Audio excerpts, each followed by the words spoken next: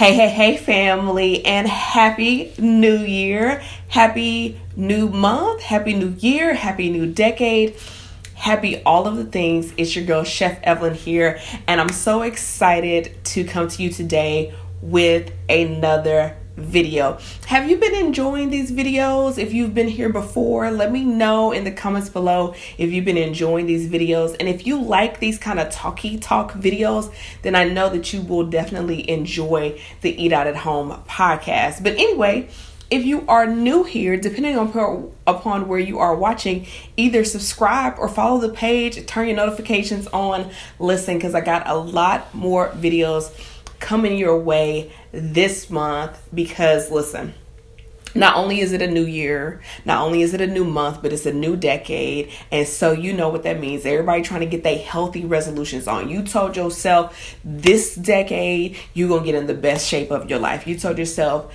this is the year, this is the decade where you finally going to eat right. This is the year where you're going to get off the medication. This is the year where you're going to change the culture of your family around food. And so I'm here to assist you with that. So I'm super excited. As you know, the Fun Food Academy is going to be opening up for enrollment in just a few short weeks. So you want to make sure you are following me on Instagram and that you have joined the waiting list at funfoodacademy.com so that you can be the first to find out. Now, listen, if you're on the waiting list, you're going to find out a day early. Okay, you're going to have access a day early than the general public. Okay, because listen, once you join the mailing list, we like family at that point. I mean, we family now, but we like close family. Like them cousins who can come over before everybody else can come over. We're like that. Okay, so I'm super excited because I have had so many people ask me about this program from when I taught it in person. People asking me to bring it back. And listen, if you are ready to stop trying every diet under the sun, if you are tired of feeling like you can't eat anything and enjoy it because it's gonna mess up your weight loss goals, if you're tired of all these documentaries that were released in the 2010s and making you terrified of everything on the planet, and if you're like, listen, yes, I want to eat healthy, but yes, I enjoy food, like if you're like me, you're an equal opportunity eater and you want to eat the things, this is the course for you, boo. We're going to talk about how to bridge that gap from the people that are telling you to never eat a piece of meat ever again in life. And if you do, you're the devil's spawn, to the people who are telling you just eat meat and cheese forever and you'll lose weight. Like, if you know that there's a better way than doing some extreme diet or some extreme challenge or some extreme thing, if you know that there's a better way and you have been looking for that, then I invite you to join the Fun Food Academy. And class is going to start on Monday, January the 20th. So listen, I'm only going to do it once a year. So if you miss it, then you're going to have to wait to 2021. And I know you don't want to do that. So yes, I ghetto popped. I cannot believe I just did that on a video. It doesn't matter. Maybe I'll edit it out. Maybe I won't. Okay, let's get into it. So today, as you can tell by the title, we're going to be talking about 10 ways that food heals. Okay, and if you see me looking down, it's because I have my notes right here so that I don't miss a thing. Because I feel like a lot of times the reason why we don't stick to healthy eating, this is one of the reasons, right? Is because our why or our understanding of the significance of eating healthy is not deep enough or not big enough. Don't get me wrong. You can definitely want to eat healthy because you want to look better. And you can definitely eat healthier because it's the right thing to do, or because it's the trendy thing to do, or because you're supposed to do it, or because you want to feel better in your body. And I think those are all valid reasons. But most of the time, that isn't enough to keep people on a healthy eating journey. It has to be a little bit deeper. So we're going to talk about some things that maybe will spark your interest and be like, you know what, let me go ahead and get my life together and really commit to a lifestyle. Because the only diet that's going to work for you is the one that you stick to. Okay. And listen, before I get into the 10 tips, let's talk about this, right? Because when I talk about this on like Instagram or different places, I always get people in my DMs trying to debate me. And I'm like, just do a quick YouTube search on videos on why I quit keto, why I stopped being vegan, why I quit, why I stopped, why I blah, blah, blah. And you will see that even if they did it for an extended period of time and it was great and they got results, they could not maintain it. Now, that's not everybody. I'm not saying that it's not everybody, but it's a lot of people. Okay, so let's get into 10 ways that food heals. Okay, number one, this is one that is like so simple, but I don't think people think about this, is you can live longer.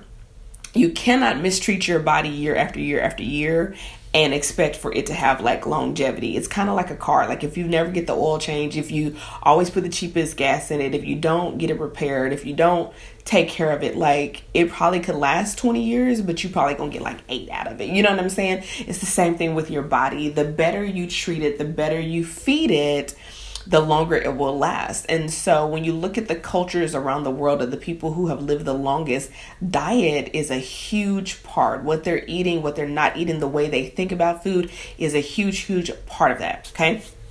Number two is that food can heal relationships. You know, a lot of times it's not so much about what's on the table as it is about who's at the table. And one of the things that that encouraged me to write A Fabulous Year in Food was that I saw that as we become busier and more productive and more digitally social, that connection face to face is going away. And then that's a lot of times why we don't want to cook at home, or we're eating out, or we're eating like crap food, is because we're eating it alone. But there have been studies shown that not only does eating together extend your life, believe it or not, but also eating together helps to build relationships, whether it's marriages or parent-child relationships or friendships, that there's something about slowing down, turning off the TV, turning off the phones and the devices, connecting over a meal consistently. It repairs relationships, because right now most people are eating in their car for like, I can't remember what the exact percentage was, but it's like almost 50% of their meals. And the average dinner time used to be 55 minutes and now it's 12 minutes. So what kind of connecting is going on 12 minutes a day? Like this video is probably going to be longer than 12 minutes. And so if you're not connecting with people on some frequency and dining together, it's up to you. Okay. Number 3 is eating well, eating at home, cooking actually reduces stress. And I know you're thinking, no, Evelyn, all that cooking, it's exhausting, it's stressful. Well, one, you're probably doing it wrong, which is probably why you should just come holler at me in the Fun Food Academy. But the reality is actually cooking can be a great stress relief. It's like your mind has to slow down and singularly focus on what you're doing. I like to call it mindless productivity, because I can just go in the kitchen, I can be creative, I'm in the right side of my brain, and then I get to, it has immediate gratification. Like I get to enjoy the fruits of my labor right then in that moment. So it can eliminate stress. And not just that, what you're eating can also adjust the hormones in your body and reduce stress hormones or the effects of stress hormones. So boop. Okay. Number 4. Okay. Food can heal your financial situation. Listen, I'm going to tell y'all a story. I don't think I've ever put this on camera before, but I remember when I was fresh out of college, I had just moved to Dallas and I was working a job and I was making good money, but I was like, where is all my money going? Like, I was like, I don't understand. So I did a little audit on my finances. And I was spending like $700 a month on food, like $600-700 as a single person, because I was eating out all the time. Or I was buying lots of like pre-packaged, pre-processed things. This was a long time ago, like a long time ago.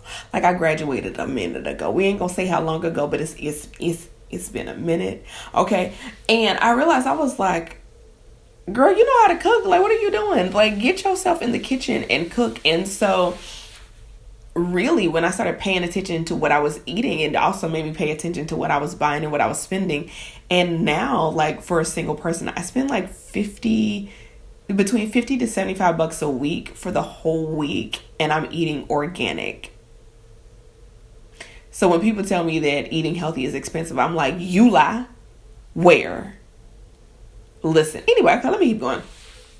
Also, food can make you smarter. So not just the nutrients in food, but check this out. Eating at home at the dinner table with your family, right, has been proven that teenagers and children have better grades in school. Now listen, if that's happening with teenagers in school, even if you're single like me, get together with some friends, get together with your boo, your significant other, whatever, okay, your family on occasion. Like, what is it doing to the brain that's making you smarter? Does it really matter what the science is? You just need to do it. Like, why? Who doesn't want to be smarter?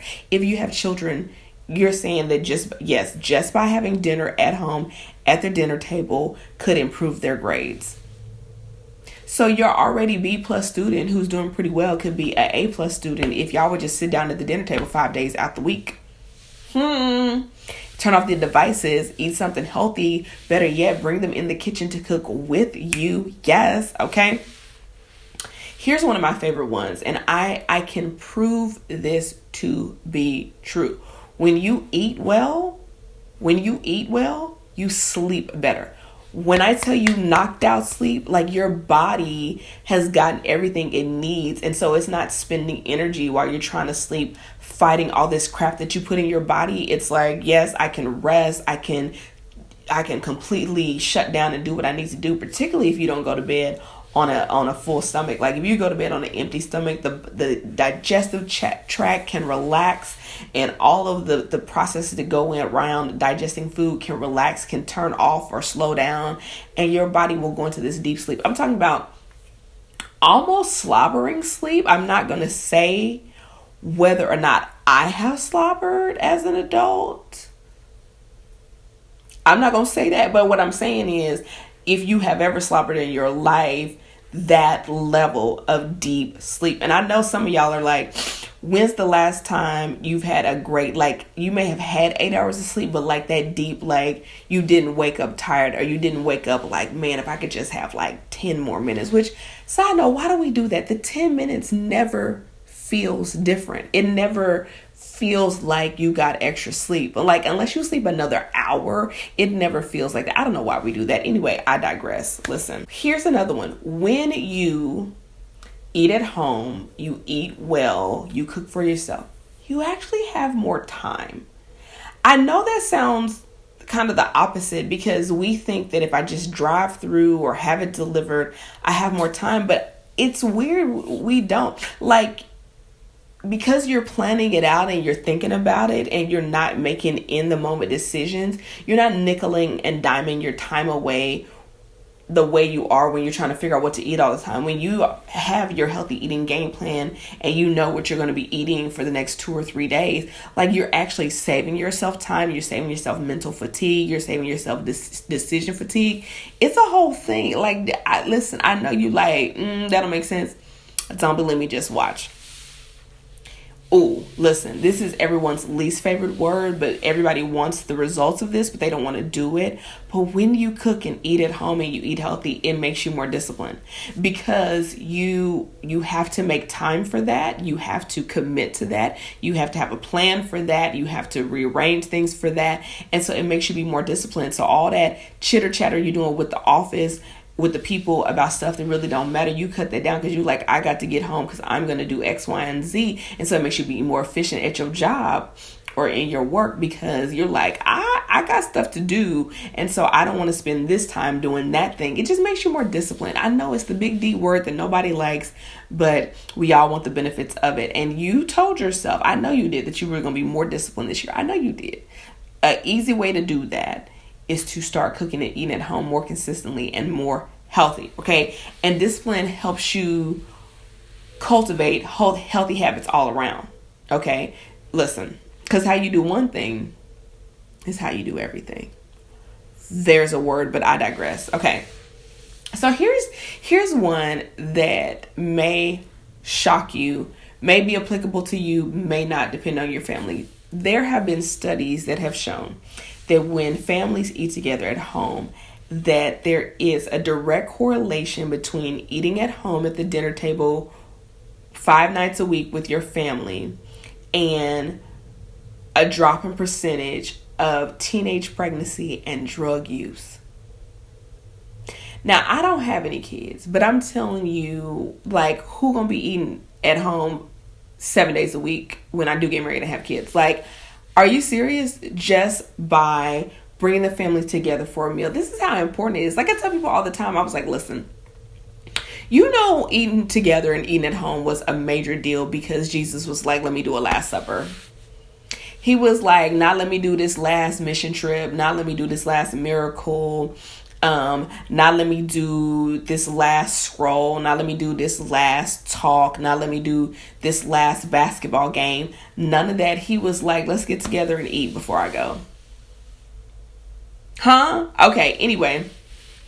And number 10, which I'm very partial to this one, and so if you are like me, you'll feel me on this. This is just the humanitarian me, the chemical and environmental engineer, the formal environmental manager in me, is that when you eat at home, it's good for the planet. I mean, you're reducing your footprint, you're cooking at home, there's a lot less plastics and waste, you can compost your food scraps, like you eat healthier, you're not buying into systems where they're giving you paper and trash and all these things that need to be recycled. It's better for the environment, you're supporting farmers. I mean, it's just a good thing. Like, it's a good thing. And so hopefully this list of 10 ways that food heals, I hope it has given you some inspiration. I hope it has given you some ideas. I hope it has given you some suggestions. I hope it's got the wheels turning to really help you narrow down why you want to eat healthier this new year. And I hope that you commit. I hope that you do it in a way that is sustainable and that you're making a real lifestyle change. If you want assistance with that, come hang out with me in the Fun Food Academy. Enrollment opens very, very soon, but you can get on the wait list at funfoodacademy.com, and I will see you in the next video. Peace.